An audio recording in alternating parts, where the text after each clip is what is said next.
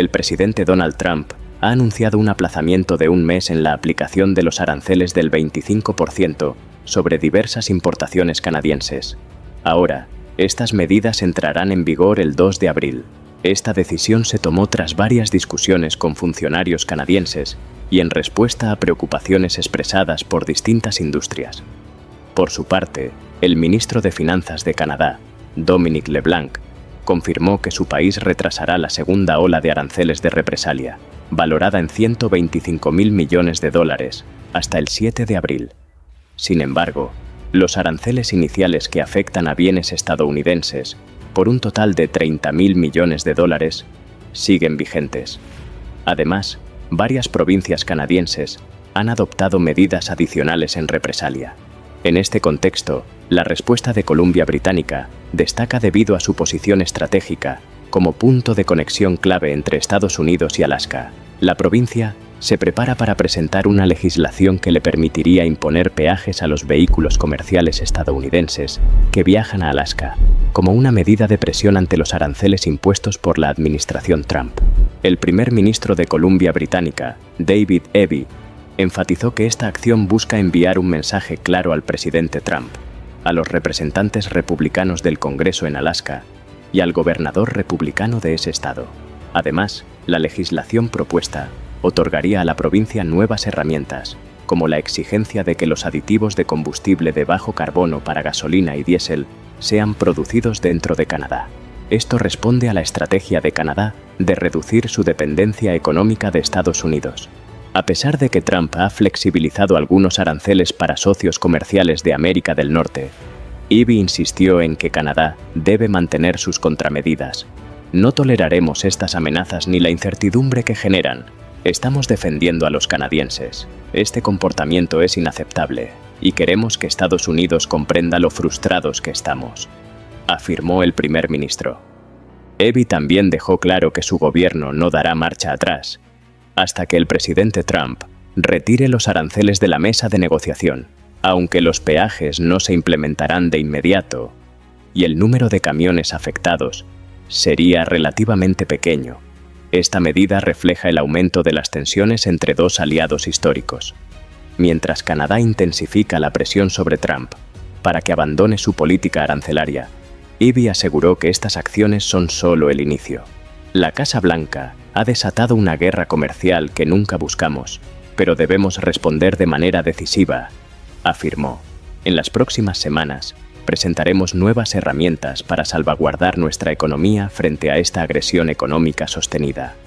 El gobierno de Columbia Británica planea introducir en los próximos días una legislación que le permitirá responder con mayor contundencia a los aranceles de Trump. Entre las medidas propuestas se incluyen la eliminación de barreras comerciales interprovinciales para fortalecer la economía interna de la provincia, la obligatoriedad de que los aditivos de combustible con bajo contenido de carbono sean de origen canadiense y la implementación de peajes o tarifas a los vehículos comerciales estadounidenses que utilicen la infraestructura de la provincia para llegar a Alaska. El primer ministro Eby calificó los aranceles de la administración Trump como un grave error que perjudica a las familias y empresas de ambos lados de la frontera. Además, reafirmó que su gobierno está dispuesto a luchar por los ciudadanos de Columbia Británica en cada paso del camino y aseguró que todas las opciones siguen sobre la mesa. Como respuesta inmediata, la provincia ha ordenado a la División de Distribución de Licores de Columbia Británica que detenga la compra de licor estadounidense proveniente de los estados republicanos y retire esas marcas de los estantes de las licorerías públicas. Además, se ha instruido a agencias gubernamentales y corporaciones estatales para que prioricen la adquisición de bienes y servicios canadienses. Estas acciones forman parte de una estrategia más amplia que busca fortalecer la economía de Columbia Británica y reducir su dependencia del comercio con Estados Unidos. Como parte de este plan, el gobierno federal ha impuesto aranceles del 25% sobre importaciones estadounidenses por un valor de $155.000 millones, complementados con medidas adicionales adoptadas por provincias y territorios en todo el país.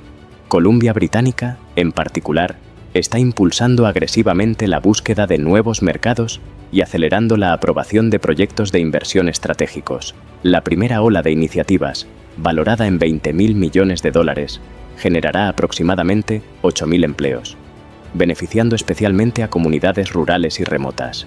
Para garantizar una respuesta coordinada y efectiva ante esta crisis comercial, el primer ministro David Eby ha creado un grupo de trabajo en seguridad económica y comercial, compuesto por líderes empresariales, sindicales e indígenas. Además, un equipo especializado en agricultura y economía alimentaria trabajará en la protección del suministro de alimentos en la provincia. Asimismo, un consejo asesor de la industria maderera está desarrollando una estrategia diplomática y comercial para defender los intereses de Columbia Británica en la disputa en curso sobre la madera blanda. Un comité de gabinete recientemente formado supervisará la implementación de todas estas medidas, asegurando que la respuesta del gobierno sea integral y efectiva. Columbia Británica está adoptando medidas audaces para proteger su economía, sus trabajadores y sus empresas del impacto de los aranceles estadounidenses, al mismo tiempo que fortalece el comercio y refuerza su resiliencia económica de cara al futuro. Pero más allá de las medidas locales, el papel de Canadá en la conexión de Alaska con el resto de Estados Unidos es crucial. Alaska es un enclave geográfico que no tiene conexión terrestre directa con los 48 estados contiguos de EEUU, lo que hace que el territorio canadiense sea un paso obligado para el tránsito, el comercio y la infraestructura entre Alaska y el resto del país. Una de las conexiones más importantes es la autopista de Alaska, también conocida como la carretera Alcan, construida durante la Segunda Guerra Mundial para garantizar un suministro seguro de recursos a las operaciones militares.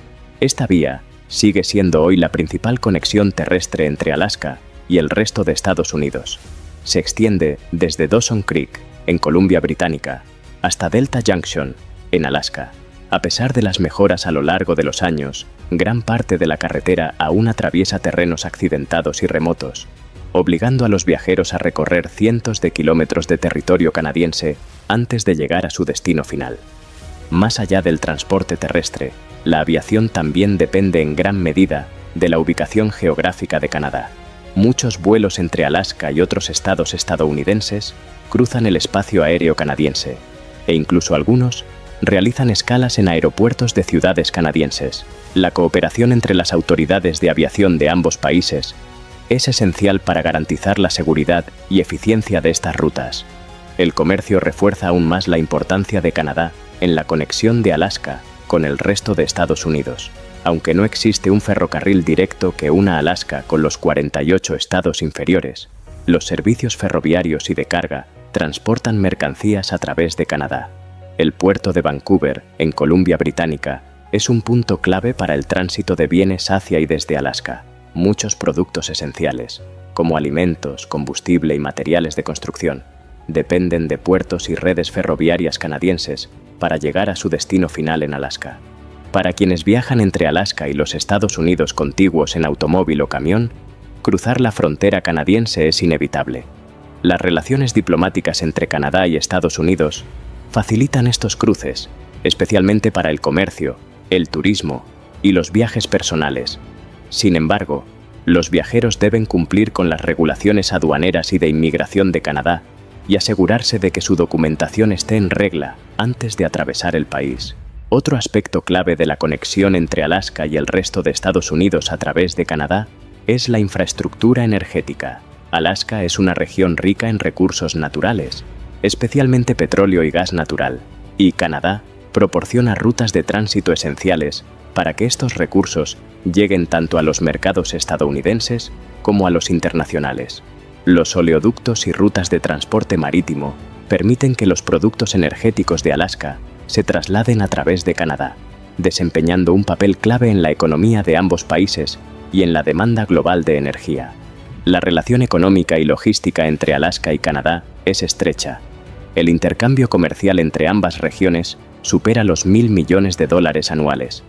De esta cifra, aproximadamente $596 millones corresponden a exportaciones de Alaska hacia Canadá, mientras que 753 millones representan bienes importados desde Canadá a Alaska. Este comercio es fundamental para industrias clave como la energía, la pesca y la manufactura, asegurando un flujo constante de productos esenciales entre ambos territorios. Además del comercio terrestre, el transporte marítimo desempeña un papel crucial en la movilidad de bienes y personas entre Alaska y Canadá. El pasaje interior, una vía navegable costera estratégicamente ubicada, conecta el sureste de Alaska con Columbia Británica y es ampliamente utilizado para transporte comercial, turismo y viajes de pasajeros. Las operaciones regulares de ferry, gestionadas por el Sistema de Carreteras Marinas de Alaska y BC Ferries, facilitan la conexión entre las comunidades costeras de ambas regiones. Estos servicios no solo promueven el comercio, sino que también son esenciales para los residentes de áreas remotas, donde el acceso por carretera es limitado. En medio de esta creciente tensión comercial, los líderes de varias provincias canadienses han reaccionado con medidas de represalia contra los aranceles de la administración Trump. El primer ministro de Nueva Escocia, Tim Houston, condenó enérgicamente los aranceles, calificando la política de Trump como miope e imprudente. En respuesta, la provincia ha implementado una serie de medidas, entre ellas, la prohibición de que empresas estadounidenses presenten ofertas para contratos del gobierno provincial y la revisión de acuerdos comerciales existentes. La duplicación de los peajes para vehículos comerciales estadounidenses en el paso de Cobequid. La eliminación de productos alcohólicos fabricados en Estados Unidos de las tiendas de la Nova Scotia Liquor Corporation. La asignación de un fondo de contingencia en el presupuesto 2025 a 2026 para mitigar el impacto de los aranceles. Más allá de estas acciones inmediatas, Houston subrayó la importancia de adoptar una estrategia a largo plazo para reducir la dependencia económica de Estados Unidos. Por su parte, la primera ministra de Alberta, Danielle Smith, calificó los aranceles como un ataque económico injustificable y advirtió que estas medidas podrían resultar contraproducentes para ambas naciones, provocando aumentos de precios y pérdida de empleos. Smith respaldó las contramedidas del gobierno federal y anunció que Alberta revelaría su propio paquete de represalias en las próximas 24 horas. También hizo un llamado a la unidad nacional, instando a las provincias a eliminar las barreras comerciales internas y priorizar el desarrollo de proyectos estratégicos en sectores clave como los oleoductos y las instalaciones de gas natural licuado. Además, Smith destacó la necesidad de que Canadá refuerce sus lazos comerciales a nivel global y aumente su inversión en defensa, dado el panorama internacional cada vez más inestable. En Manitoba, el primer ministro Wab Kinew respondió con rapidez y ordenó la eliminación total del alcohol estadounidense de las licorerías provinciales, reforzando el compromiso de su gobierno con las medidas de represalia. La respuesta de Terranova y Labrador fue similar. El primer ministro Andrew Furey denunció los aranceles como ilegales e injustos y tomó acciones inmediatas, entre ellas, la eliminación de productos estadounidenses de los estantes de la Newfoundland and Labrador Liquor Corporation, la revisión y suspensión de la adquisición de bienes y servicios provenientes de Estados Unidos, la expansión de oportunidades comerciales fuera del mercado estadounidense, con un enfoque particular en Europa. Furey también anunció la creación de una mesa redonda sobre las relaciones comerciales entre Canadá y Estados Unidos para desarrollar estrategias de respuesta a largo plazo. Hizo un llamado a la unidad nacional, subrayando que la identidad y la soberanía de Canadá serían clave para superar este conflicto económico. A nivel federal, Canadá está acelerando sus esfuerzos para diversificar sus mercados y reducir su vulnerabilidad a futuras amenazas arancelarias. Basándose en acuerdos de libre comercio como el CPTPP y el CETA, Ottawa está incentivando a las empresas a expandir sus exportaciones hacia Europa, Asia y América Latina. El gobierno está ofreciendo subvenciones y financiamiento para ayudar a las industrias a adaptarse a esta nueva realidad comercial. Las provincias también están impulsando estrategias de diversificación. Columbia Británica, por ejemplo, está priorizando proyectos FAST y buscando clientes en el extranjero, mientras que las provincias del Atlántico han intensificado sus exportaciones de productos pesqueros hacia Europa. Aunque la proximidad geográfica y los lazos históricos hacen que Estados Unidos siga siendo un socio comercial natural, las constantes amenazas arancelarias han generado un consenso nacional en Canadá. Es momento de reducir la dependencia de su vecino del sur y consolidar nuevas alianzas comerciales. Canadá ya cuenta con acuerdos preferenciales con la Unión Europea múltiples países de Asia-Pacífico y diversas naciones latinoamericanas, lo que le permite diversificar su economía en un escenario global cada vez más incierto. Canadá está presionando a sus empresas para que aprovechen los acuerdos comerciales existentes y reemplacen las ventas perdidas en el mercado estadounidense. La esperanza es que el incremento de exportaciones a Japón, Europa y otros mercados pueda compensar parte del déficit. Además, las negociaciones con India y otras economías emergentes podrían abrir nuevas oportunidades comerciales. Paralelamente, Canadá busca profundizar sus lazos con México y otros países miembros del CPTPP, con el objetivo de construir un ecosistema de libre comercio más amplio que excluya a Estados Unidos, o, al menos, reduzca la dependencia del país norteamericano. En respuesta a los aranceles, los fabricantes y productores agrícolas canadienses están reasignando recursos, buscando proveedores alternativos y explorando nuevos canales de exportación. Mientras tanto, los minoristas están sustituyendo productos estadounidenses con mercancías canadienses o de otros países. Aunque esta transición llevará tiempo, la urgencia creada por los aranceles ha acelerado el proceso. Las fricciones comerciales entre Estados Unidos y Canadá no son nuevas. A lo largo de las décadas, ambos países han enfrentado múltiples disputas comerciales.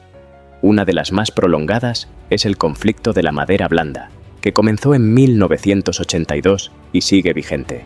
La industria maderera estadounidense ha acusado repetidamente a Canadá de otorgar subsidios injustos, imponiendo derechos compensatorios a sus productos, mientras que Canadá ha rechazado estas afirmaciones y ha respondido con medidas legales y comerciales. Esta guerra de la madera ha pasado por múltiples rondas de aranceles, batallas legales y acuerdos temporales, convirtiéndose en una de las disputas comerciales más largas y significativas entre ambos países. Otros conflictos recurrentes incluyen las cuotas canadienses sobre productos lácteos frente a las demandas de acceso del mercado estadounidense y las regulaciones de etiquetado de origen en la carne, que finalmente fueron revocadas tras una impugnación de Canadá en la Organización Mundial del Comercio, OMC. Las administraciones estadounidenses han recurrido históricamente a los aranceles contra Canadá, provocando represalias y, en muchos casos, negociaciones posteriores. En 1930, la ley arancelaria de Smoot-Hawley incrementó los impuestos sobre miles de importaciones estadounidenses, lo que llevó a Canadá, en ese entonces su mayor socio comercial, a tomar represalias elevando los aranceles sobre 16 categorías de productos estadounidenses. El resultado fue una crisis económica mutua y una drástica reducción del comercio bilateral. En 1971, el presidente Nixon impuso temporalmente un arancel del 10% a las importaciones, incluidos los productos canadienses, durante una crisis monetaria, lo que generó tensiones hasta que un acuerdo financiero permitió su eliminación meses después. En 2002, el presidente George W. Bush impuso aranceles de hasta el 30% sobre el acero extranjero, pero Canadá y México fueron exentos debido a sus compromisos en el Tratado de Libre Comercio de América del Norte, TLCAN. Estos aranceles se eliminaron después de que la OMC fallara en contra de Estados Unidos y tras amenazas de represalias globales. Entre 2018 y 2019, bajo la administración de Donald Trump, se impusieron aranceles al acero y al aluminio con el argumento de la seguridad nacional. Canadá respondió con aranceles recíprocos sobre el acero y el aluminio estadounidense, así como sobre otros productos políticamente sensibles. Finalmente, tras un año de disputa, Estados Unidos levantó los aranceles a los metales a cambio de concesiones dentro del TMEC.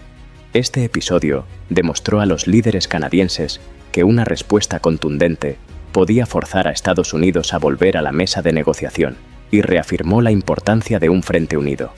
El Grupo Federal, Provincial e Industrial canadiense presionó a sus contrapartes estadounidenses para encontrar una solución, y la exitosa renegociación del TMEC en 2018 influyó en las tácticas actuales de negociación.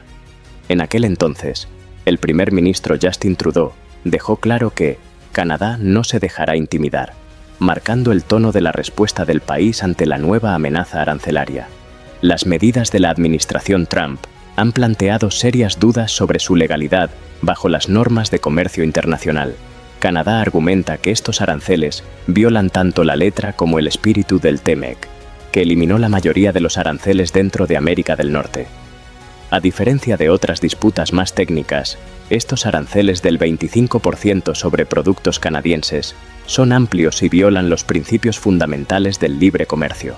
Además, parecen contradecir las normas clave de la OMC, particularmente en relación con el principio de nación más favorecida y los aranceles consolidados, salvo en casos de excepciones justificadas.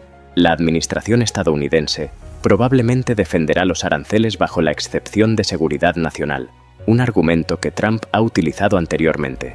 Declaró una emergencia nacional relacionada con el tráfico de fentanilo y vinculó a Canadá con este problema, sugiriendo que los aranceles son una herramienta de presión para forzar medidas contra el contrabando transfronterizo. Sin embargo, el uso de un pretexto de seguridad o salud para justificar aranceles generalizados sobre prácticamente todos los bienes no tiene precedentes y ha sido recibido con escepticismo en fallos previos de la OMC. Canadá sostiene que este argumento es un abuso de la excepción de seguridad nacional.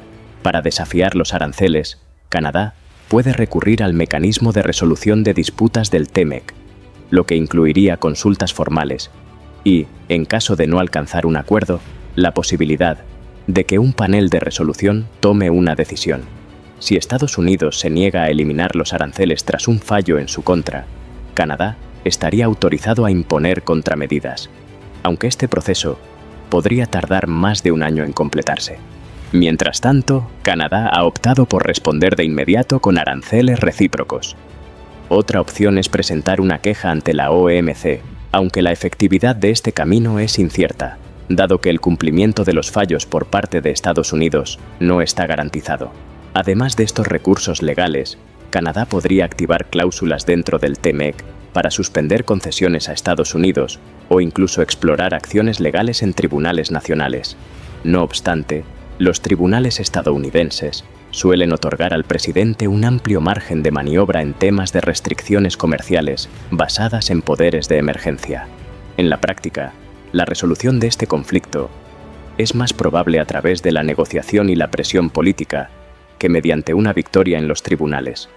Por esta razón, Canadá ha optado por una estrategia de represalias combinada con presión diplomática para forzar a Estados Unidos a reconsiderar su postura.